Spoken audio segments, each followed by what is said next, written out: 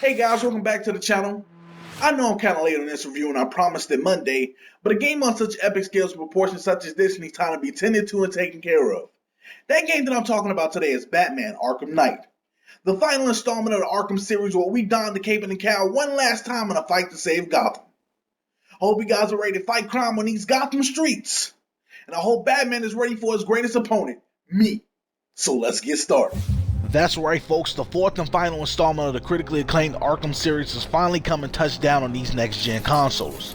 This time taking it to Gotham City for massive warfare, larger scale traversal, and even more massive open world. Arkham Knight holds nothing back but Batman's final game, and trust me, this isn't his swan song just yet. He has an arsenal at his disposal this time and plans to show what's really under his tool belt, one last time in an effort to save Gotham from going down. But while Batman returns, so does a few of his old arch enemies as well, and a few newcomers, like the Arkham Knight, whose main goal is to kill Batman at any means necessary. Along with the Arkham Knight comes Scarecrow, who wants to put fear into Gotham, Penguin and Two-Face, who want to make an easy buck off the violence that's currently going on in Gotham, Riddler, whose main instance is to annoy you to death with all these puzzles, trophies, and questions, and other old arch enemies that make a return that I won't spoil the surprise behind. But just because villains return doesn't mean the allies can't. In Arkham Knight, you'll find all your good friends alongside you with certain side missions. Nightwing, Robin, Oracle, Commissioner Gordon, and even Catwoman. They all make a grand appearance in Arkham Knight in some way, fashion, or form, and they're helping out Batman get out of a jam in some kind of way. And they all have a different style of play between them. Batman, Catwoman, Nightwing, and Robin each vary in playstyle. Batman with fists, Nightwing and Robin with staff, and Catwoman with a whip. There's always a twist and turn in Arkham Knight somewhere. Whether it's around the corner in a different section of the game or in a building somewhere by its lonesome, there's a Riddler trophy to collect, a bomb to disarm, a watchtower to disconnect, a fireman to save, or simply a group of enemies that you have to defeat. Arkham Knight does not hold back on its side activities. There's plenty to do in this game outside of the campaign mission. You won't get bored or tired of what's going on. I don't want to ramble on and on and on about every little thing Arkham Knight has or what you can do or what's featured in the game. So with that being said, first, I'm going to introduce you to the pros. Let me start off first by saying that the graphics in Arkham Knight are amazing, fantastic, jaw-dropping, breathtaking, whatever pro-beneficial thing you want to call them, that's exactly what they are. Arkham Knight has so much facial detailing, smoothed out texture, the details in the sign and buildings, the little minor things where they have the rain running down on Batman's armor and just trickling down, or that the Batmobile gets extremely dirty over time of usage. Definitely a pro for me.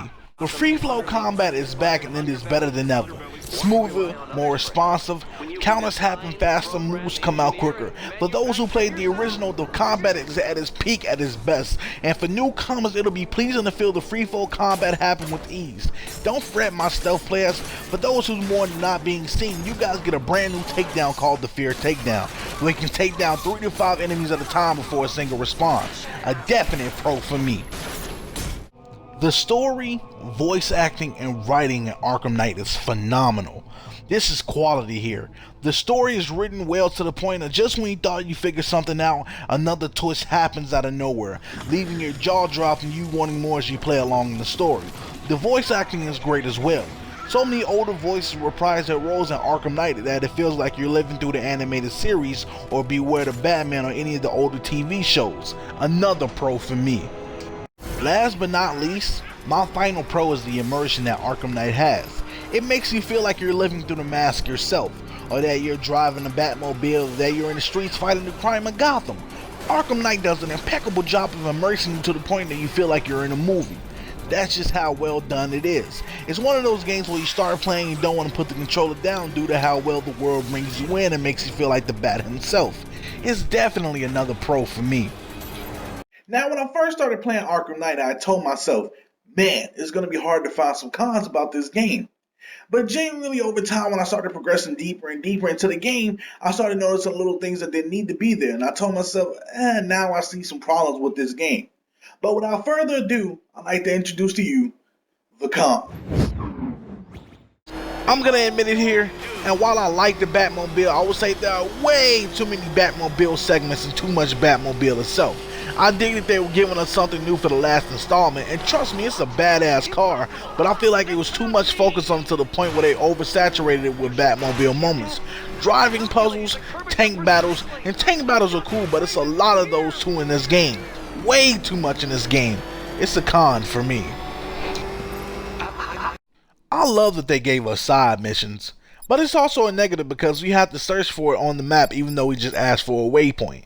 I figured they were attempting an almost realistic thing of where you can find it yourself or wait on some intel behind it after a few story chapters and they'll put it on the map for you, which is a majority thing you have to do. If you get ahead of the jump and do side missions too early, they'll put a block on you from progressing until you hit another aspect in the story.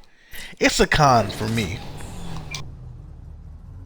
My last and final con about Arkham Knight is that for the 100% ending, the Riddler puzzles actually become a top dog in this game. For the past 3 games, the Riddler puzzles weren't so focused you can go on past them, but now you have to do it for this ending.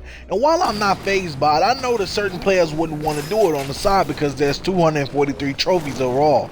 That's a lot for the real ending. It's not a con for myself, but I know certain people will find that disappointing, so con. But all in all, Arkham Knight is a fantastic game. The graphics are stunning, the gameplay is tight and responsive, the story is written so well that it'll have you at the edge of your seat feeling like you're at the movies, and the immersion is so well done you feel like the Bat himself. But the Batmobile segments, side mission, wait, and Riddler moments don't burden the game down, but it does show you flaws. But with that being said, I'll be giving Batman Arkham Knight a 4 out of 5. Alright guys, that concludes my Arkham Knight review. I'd like to thank everybody who watched today. Don't forget to like, share, and subscribe, please. Also, tune in a week or 2 from now while I'll be reviewing Devil May Cry 4 Special Edition, the game where everybody has an adventure and a demon to kill. Also, tune in this Saturday for the 8th episode of the Arcade Cabinet while I'll be reviewing Super Time Force, the game where you rewind time and shoot things up. Also, you can follow me on Twitch where I'll put my link below. Also, you can follow me on Twitter where the link will be in the description box below. I'd like to thank everybody who watched this review today. Don't forget to tune in, turn up, and throw down. I'm out.